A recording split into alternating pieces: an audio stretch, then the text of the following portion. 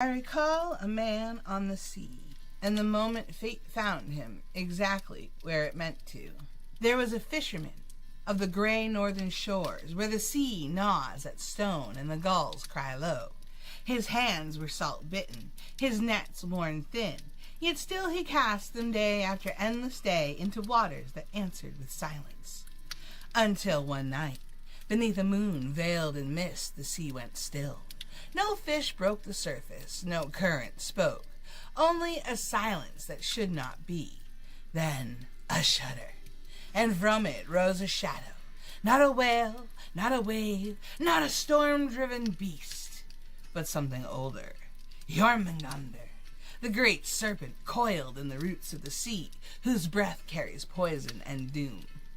The fisherman stood, as men sometimes must. He did not flee. His heart beat like drums, and still he stood.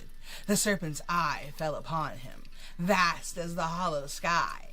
Air thickened. The sea recoiled, and then it breathed. A black wind from the abyss. A curse of salt and ancient rage, it touched him. And where he stood, life withered into silence. Some say his bones were taken by the sea. Some say his spirit lingers in the cold spray, watching the horizon where serpent and storm meet. The wise speak thus: do not mistake your journey for fate. Not every man is meant to be remembered. Some are meant only to arrive. For fate does not call all men the same way. You've heard of the Tomte, haven't you? Small as a child, beard like frost, eyes older than the roots of the hills. Known to be lucky, too.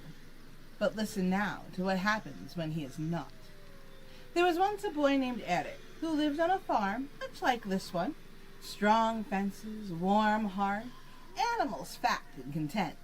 His mother would leave a bowl of porridge each night with a curl of melting butter at its heart.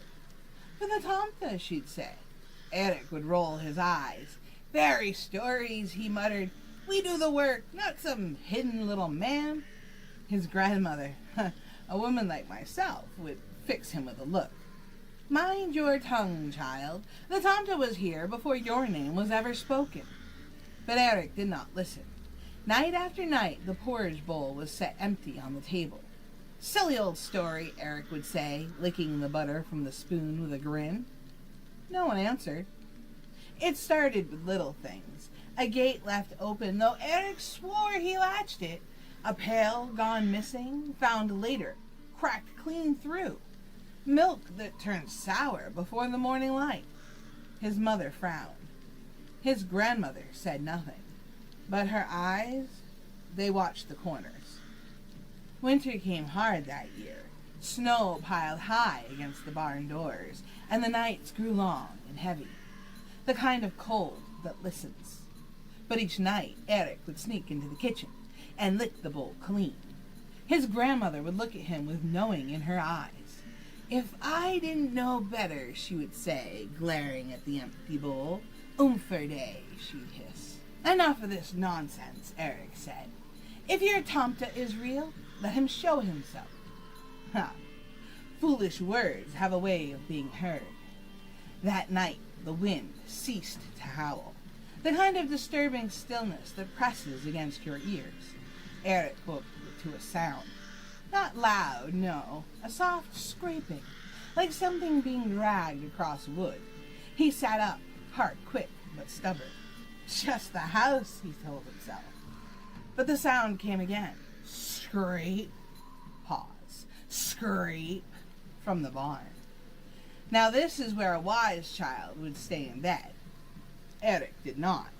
He pulled on his boots and crept into the night, breath fogging before him, snow like drums beneath his feet. The whole world held its breath. The barn door stood open, just a hand's width. Inside, the animals shifted, daring not to move too much. Steam rose from their backs and curled from their nostrils. Erik stepped forward. Hello, he called. He could feel something was there. Near the far stall, by an old beam blackened with age, something small stood in the shadows. At first it seemed no more than a hunched shape, maybe a grain bag. But then it moved, slowly, deliberately, into the lantern light. The Tomte.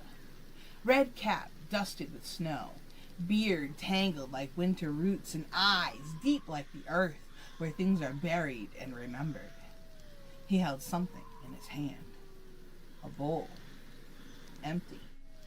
Eric swallowed, but pride is a hard thing to break. So, he said, his voice thinner than he wished. You're real? The Tomte said nothing. He simply tilted the bowl, and from it fell black, frozen clumps like spoiled milk turned to rock. They struck the barn floor with soft, heavy sounds. Eric tried to laugh. It's just porridge, he said. Just a story. The lantern flickered, and the animal shifted, pressing back. The Tomte stepped closer.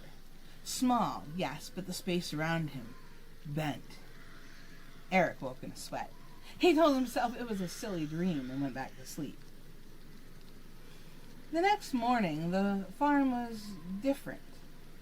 Eric did not speak of his dream, but he saw the empty bowl everywhere, in every crack of every tool he tried to use, in the sweet, sordid stillness of the air, and the way the fire no longer burned, steady and strong.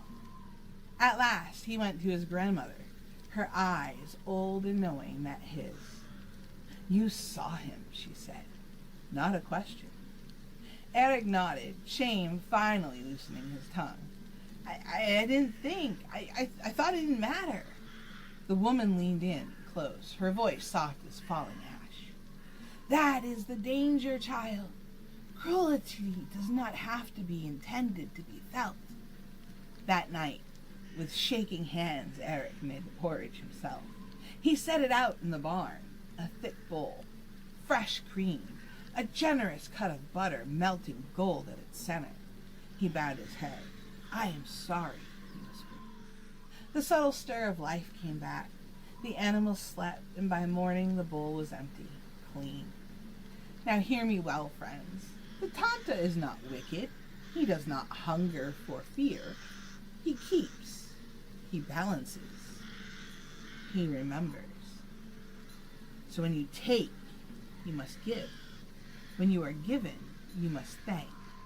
And when midwinter comes, leave the butter. Always butter. Because some watchers do not shout when they are angered. They simply stop helping. And that, my dears, is far, far worse. Tomte is not a thing of terror, unless you neglect him. They say he is small, quiet, and harmless, a keeper of barns, a whisper in the straw. But listen well. Long before your house had walls, before your cattle walked these fields, he stood watch, a keeper of the land, a caretaker to the denizens of the forest. And when you take and do not give, when you mock the old ways, when the bowl is left empty on a midwinter's night, he remembers. Milk sours, tools break, animals turn their backs to you. And in the dark, something moves where no man walks. So leave the butter, speak your thanks, and do not forget him again, or the Tomte will remind you. From the front, she's a maiden. From the back, there's nothing. A gaping hollow. An open abyss, black and bottomless, like an elm hollowed out over eons of suffering, leaving behind only bark and worms. And from that empty wound it comes, not a beast, not a god, something older, all limbs and teeth and dripping pitch, eyes that look through you and sees your end. It moves without sound, without mercy, without name.